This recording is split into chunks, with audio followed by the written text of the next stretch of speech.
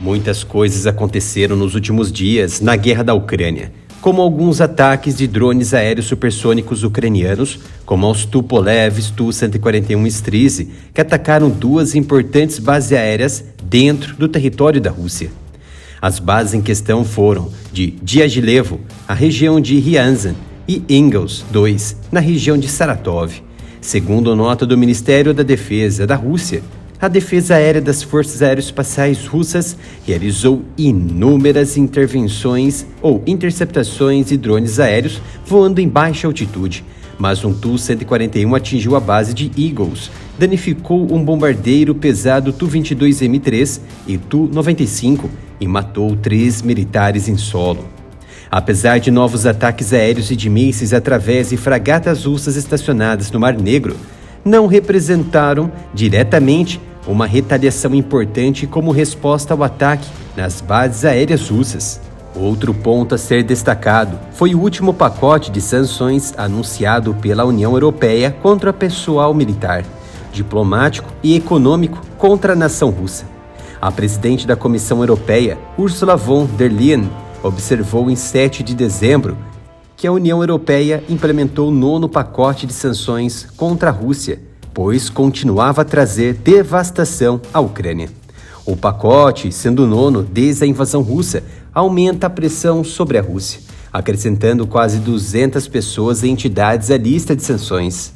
Entre as pessoas sujeitas às sanções estão militares russos, membros do parlamento russo e empresas da indústria de defesa.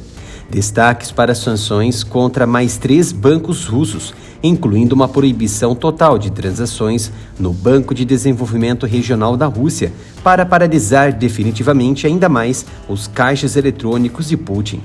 Corte do acesso da Rússia aos drones, propondo proibir as exportações diretas de motores de drones, diretamente e por meio de potenciais fornecedores e terceiros, como o Irã. Novos controles de exportação, particularmente para bens de uso duplo e componentes eletrônicos e de TI que poderiam ser usados pela máquina de guerra russa. Mais medidas econômicas contra o setor de energia e mineração da Rússia, incluindo a proibição de novos investimentos em mineração dentro da Rússia. A União Europeia também terá como alvo a máquina de propaganda russa com 4 canais adicionais sendo retirados do ar.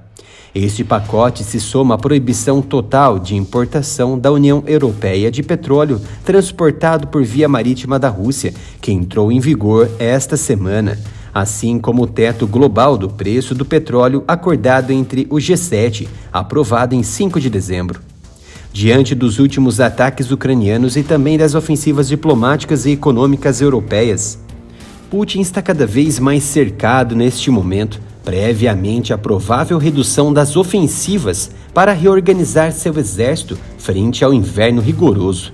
Não houve nenhuma retaliação russa, isso é visível, e crescia a especulação de novos e gigantescos ataques em massa de mísseis de cruzeiro e bombas guiadas contra toda a Ucrânia, incluindo a capital Kiev. Também não ocorreu. Há ainda as tensões em torno de possíveis ataques nucleares táticos por parte de Putin, que cumpriria sua promessa de meses atrás, caso seu território fosse atacado diretamente por qualquer ação. A não resposta de Putin mostraria que seu governo esteja instável. Outros acreditam que não seja necessário neste momento com o inverno na porta da Europa, dando importantes cenários de melhor mobilização militar, e do lado ucraniano é a mesma situação, talvez melhor ainda, ganhando terreno com o recuo das tropas russas. Apesar disso, Vladimir Putin se manifestou.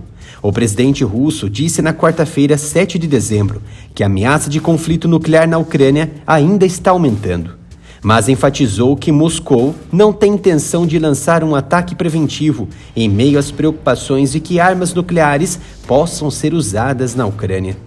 Segundo Putin, tal ameaça de guerra nuclear está crescendo. Desnecessário dizer mais sobre isso, acrescentando ainda que Moscou não seria a primeira a usar armas nucleares sob nenhuma circunstância.